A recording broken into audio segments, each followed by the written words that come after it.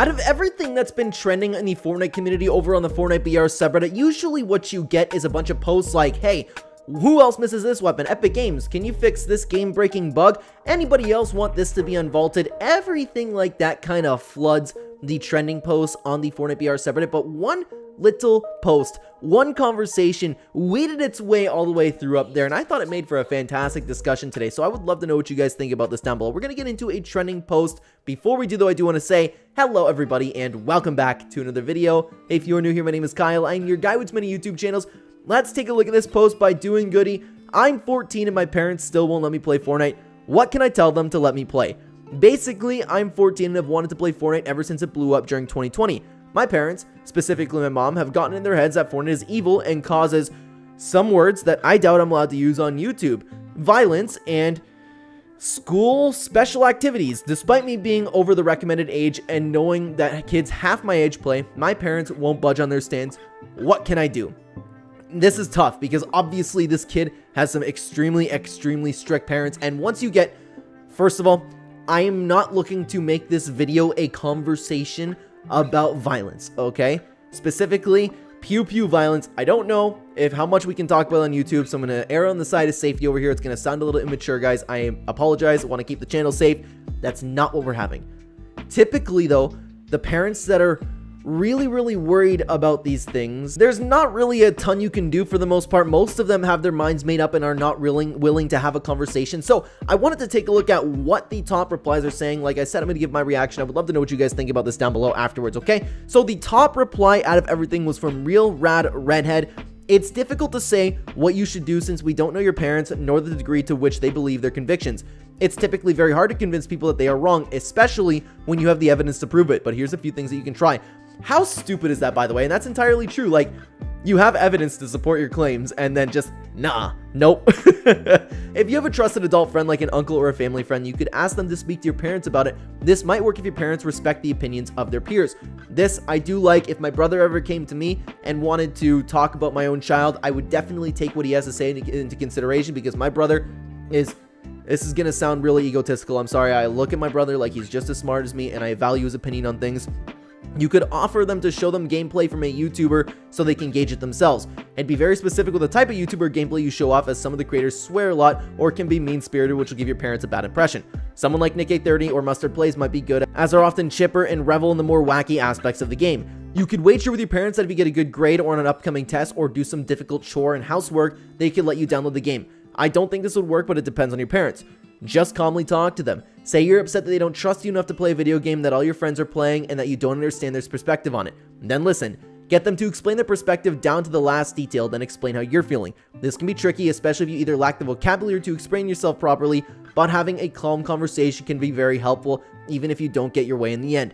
This will all depend on your parents, though. Above all else, just be calm and concise about it. If you get loud or get angry over it, your parents are likely going to say no because you'll sound unreasonable. I think this is the biggest thing to talk about. That last part is you need to be in control of your emotions. I know how difficult that is as a 14-year-old. I had a huge issue with that. That's probably one of the biggest things that I've had to overcome in my life, is being able to control my emotions.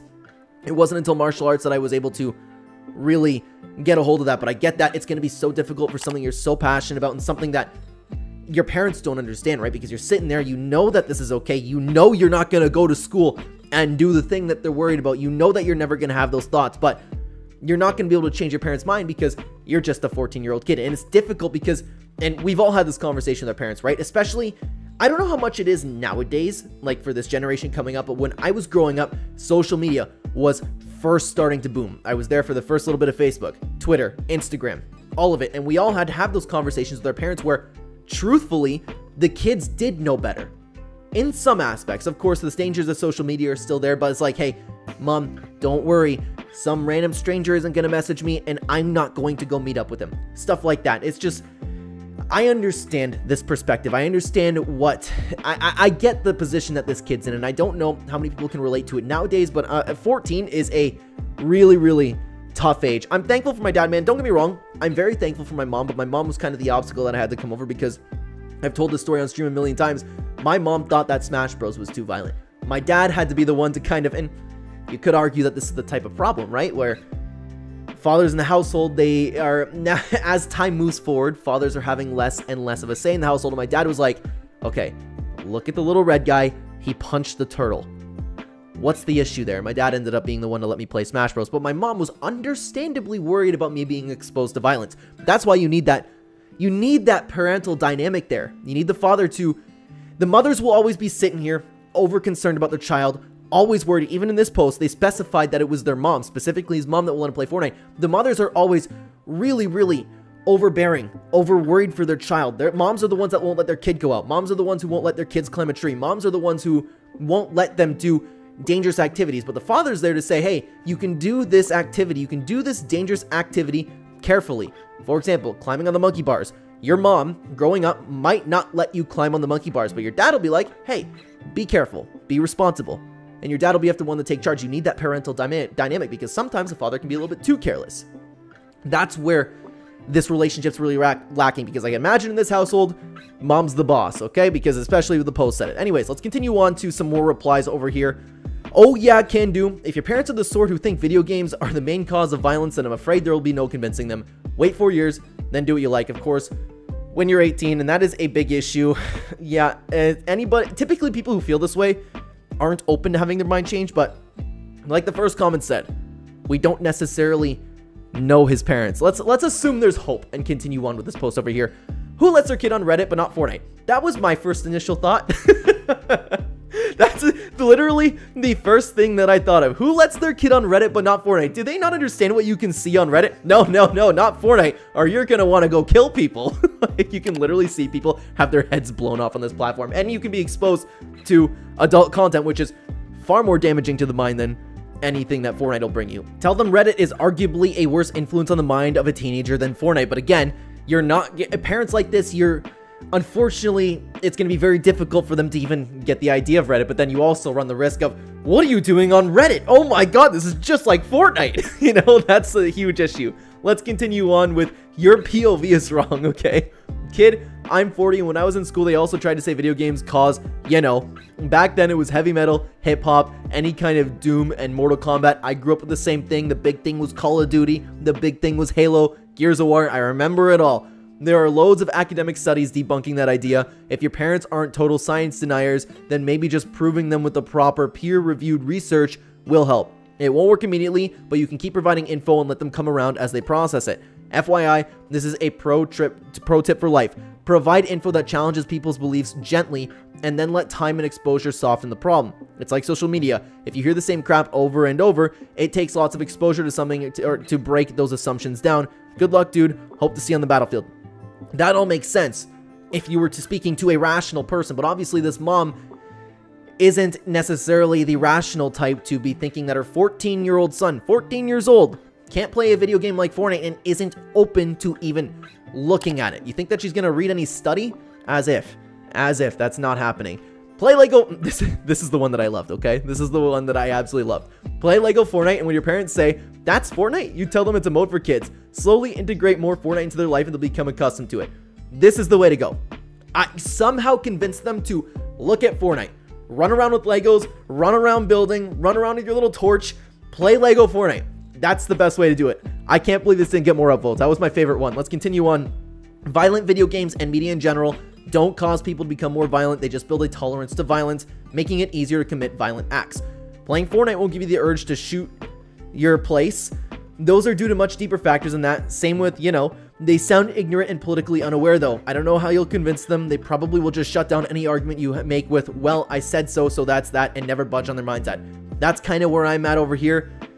The issue, I don't want to make this video, this is the problem, I don't want to make this entire video the argument about, you know, guns. I'll say that. I feel like guns is okay to say. Fortnite guns. We're playing Fortnite. We're using guns. My favorite gun, you know, pistol, assault rifle. What's your favorite gun? My favorite gun is the Grabitron. But you don't even need to take a look at the deeper issues. Honestly, eyeball this. Eyeball this, okay? What causes people to do this? They're crazy. Bad parents. They have a screw loose. Bad parents. Further bad parenting. You could argue, too, that sheltering your kid to this extent might make them angrier and angrier and angrier, feel more left out and alone, and a growing 14-year-old boy who doesn't know how to control his emotions, that's arguably worse than not letting your kid play Fortnite. Let's continue on. Debate that it's trauma, bullying, in most cases, poor areas, research it first, and that sort of stuff that causes, you know, not going to get into that. Sure, in a lot of cases, there's been a relation between violent games and gun crimes, but there's millions of GTA players that have never even seen a real gun, yet alone shoot one. Then you got Fortnite, which has become way more kid-friendly in terms of content. I remember when they used to say killed by, and now it's eliminated by. Also, the number of eliminations icon that's under the map in the top right used to be a skull. There's no gore, even eliminated players get their characters transported out of the game as opposed to dying. That's entirely true, and, you know, like... You know what's funny is this argument has kind of died down over the years, because if you remember when there were, you know, more incidences at school, people were like, oh, these kids are playing Fortnite. Fortnite was the big one, by the way. Remember all those memes that came out, all those TikToks that came? I don't think TikTok was around at the time, but it's like they would have the news reporter, it's all these new kids playing Fortnite, and then it would cut to literally meanwhile in Fortnite, and it's two people dancing. It's like, yeah, you know what? Can't wait to go commit any violent acts, and they're just dancing with each other. I loved it, but that's entirely true.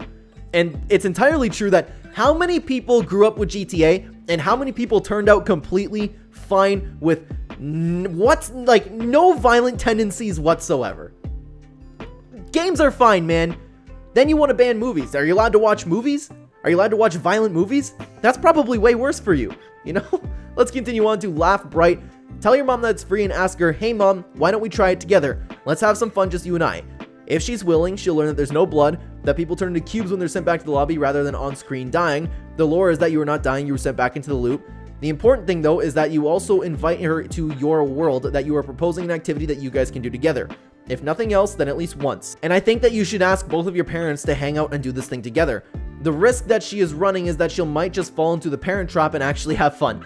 If that happens, you can tell them that there's a large community for all age span really, especially on Facebook and also for moms and dads. Maybe they will experience online friendships.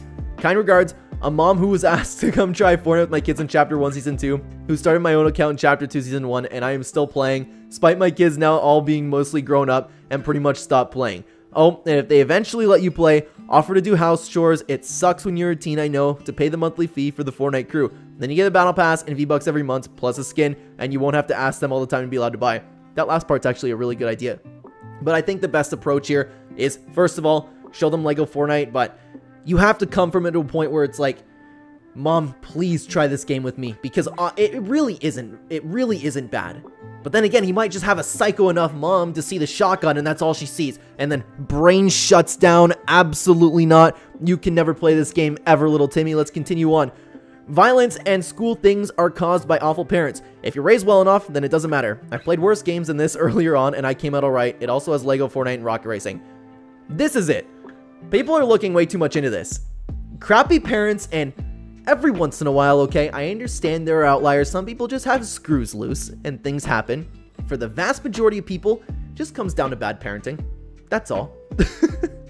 If you have bad parents, then your kid can get screwed up. And then your kid might hurt people. When you have issues like this in the world, that people look way too deep into them. I know people like to talk about studies, and I know people like to talk about different dynamics to different things and get as deep into it as possible, but it just comes down to crummy parents. And honestly, the real answer for this specific situation is likely that mom's the boss in this house, and like I said earlier, you need that dynamic between a mother and father. That's why when parents get split up, and I don't know if my dog running around right now is picking up on the microphone, but once you have parents that split up, I mean this in no disrespect to anybody who is split up or comes from a broken home or anything like that, but there's a reason why it's so much harder for kids to succeed when you don't have both mom and dad in the house. The parents balance out, and you won't have situations like this. I had it in my own life. My dad had to be the one to say, hey, it's okay. He's okay. We just gotta make sure everything's gonna be okay. It's a red guy punching somebody. Look, there's nothing gory about it, and my dad didn't let me play GTA, by the way, until I was a little bit older. I can almost guarantee you that mom's the boss in this house, and the mom is gonna be so overbearing for her child and not let a boy experience what he's supposed to be. In reality, he's 14, and you could come from the point where this kid's gonna be left out, and this is where I'm stuck in my own situation, where I have a 3-month-old daughter now, and I have no idea when it's right to give her a phone. I know that's years down the road. Obviously, I'm not gonna give her a phone when she's like 3-4 years old, but what happens when all these kids nowadays are getting phones when they're like, I don't know how young they get it, let's just say for sake of argument 7 years old, where I don't think that she should have social media, period, because it's so damaging. But then you run the risk of your kid being left out, and then you run the risk, because her emotions are so high, they're still developing, you run the risk of her getting depressed. I don't know what's right in that scenario, but what I can tell you is that for things like Fortnite, things that are nice, and simple as video games, that's okay, and that's where dad should be stepping in and saying, hey, honey, it's okay. He needs to take a little bit of charge there. The dynamic is not equal. You can already see that. He said in the original post that it was mostly his mom, and moms will forever, and she just wants the best for him, of course, right? She doesn't want her son to grow up and end up, you know, doing something in a school. Moms will worry like that. Moms will worry more than is than is logical. But understandably so, she wants the best for you. She gave birth to you. There's a love there that nobody will understand. My wife has a love for her daughter that I will never know because they were literally attached. And I love my daughter with all my heart. I don't think there's anything that I could possibly love more. But it's still, there's nothing like a bond between a mother and her kid, and what the mother will want is to protect them. This mother is coming from a good place. You just need the father, and that's where the beautiful dynamic of a family comes in. You need the father to take charge. You need the father to say, everything's okay. Let your son do this. It's okay. We'll guide him. We'll make sure everything's okay. We just got to watch his emotions. He's got to behave himself. And this is where the father will put some conditions maybe. Hey, like another post suggested, hey, maybe you do your chores, maybe you do this, you can teach him a little bit of responsibility, you get the reward afterwards, you can turn this into a great thing. You don't want your kid to be isolated. If everybody else is playing Fortnite, this is not like the if every one of your friends are doing drugs type thing. This is if every one of your friends are playing Fortnite, then you're going to be left out. Then you run the risk of your kid being depressed, and then you really run the risk of a developing young boy who doesn't have his emotions in check, feeling left out and feeling lonely. Then you run the risk of this kid actually doing something horrible. I hope nothing but the best for this kid, and we took a look at some very, very interesting conversations today, and this is where I want to leave it up to you guys, and please do not make it about, you know, Fortnite scar violence. Don't make it about that. Nothing comes from it. Nobody's going to change anybody else's mind. Talk about when it's okay to let your kids play video games. And if you want to give me some advice, maybe I'm open to hearing some stuff because I don't know when to give my daughter a phone when she's older. I worry about that. Thank you so much for being here, guys. Thank you so much for watching. If you were interested still talking about the male side of emotions, parental figures, all that type of stuff, I have a video on screen right now that's actually closely related to this thing. It's the rising difficulties of living and dating as a gamer. I think it can be very beneficial for your viewing experience. Thank you so much for being here, guys. Take care.